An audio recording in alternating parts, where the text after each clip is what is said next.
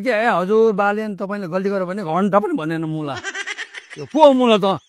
राम्रो गरेर पढे लेखेको मेयरले चाहिँ अनि तपाईँ किन रिसाउनु भएको एक्कासी फेरि कस्तो कुरा गरेर प्रेसर हो नि त भाइ बालेन जसोलाई कस्तो एक्सपेक्ट गरेको थियो मान्छेले त्यो त साइबर स्यालले मलाई केही थाहा छैन भाइ मलाई न टिकटकबाट पैसा कमाएर खानु परेछ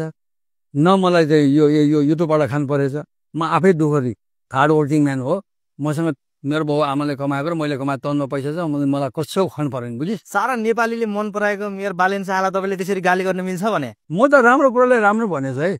राम्रो पनि गरेछ है राम्रोलाई मैले सेल्युट पनि गरेछु के हामी गाडीवालालाई प्रब्लम हुन्छ के त्यो फोक्स साइबर स्यालवाला छ नि मोटरसाइकल होला उनीहरूसँग गाडीवालालाई समस्या छ कि यहाँ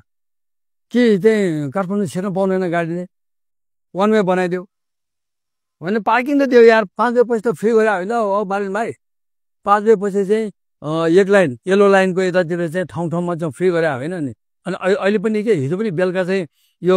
चाहिँ के नगरले चाहिँ बहिनीहरू के पातला बहिनीहरू छ नि त्यो लिएर हिँडेको थियो 2500 लिनलाई त्यो पनि ट्राफिकमा चाहिँ कमिसन दिन्छ पर्सेन्टेज दिन्छ बालेनले पनि दिन्छ भने त्यसमा लाटी हिँडेको छ कि ब्लक लेभललाई